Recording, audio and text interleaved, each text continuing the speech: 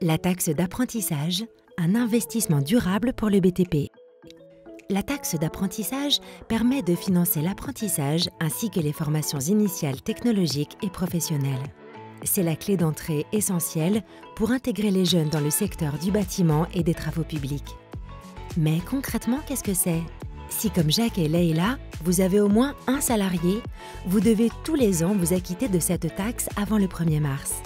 Cet impôt correspond à 0,68% de votre masse salariale et se décompose de la façon suivante. 51% revient au conseil régional via le Trésor public. 26%, appelé quota, vise le financement des centres de formation des apprentis, les CFA. Le reste, 23%, appelé hors quota, peut revenir aux établissements d'enseignement technologique et professionnel de votre choix. Si vous êtes en Alsace-Moselle, la taxe d'apprentissage correspond à 0,44% de votre masse salariale, laquelle se décompose en 51% pour le conseil régional, 49% pour les centres de formation des apprentis, les CFA. À propos du quota, si, comme Jacques, vous avez un apprenti, cette fraction de la taxe d'apprentissage sera reversée à son CFA. Si, comme Leïla, vous n'avez pas d'apprenti, vous pouvez flécher ces fonds vers le CFA de votre choix. Savez-vous que vous pouvez être exonéré de la taxe d'apprentissage? C'est le cas si vous employez au moins un apprenti et si la masse salariale de votre entreprise ne dépasse pas 6 fois le SMIC annuel. Comment ça marche?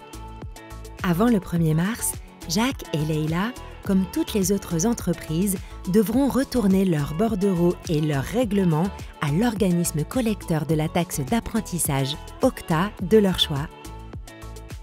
Comme de nombreux autres entrepreneurs du bâtiment et des travaux publics, ils versent leur taxe d'apprentissage à Constructis, le collecteur du BTP. Savez-vous pourquoi? En versant leur taxe d'apprentissage à Constructis, Jacques et Leïla investissent pour l'avenir du BTP avec la garantie que le maximum légal de leur taxe d'apprentissage bénéficiera aux écoles et aux CFA de leur secteur.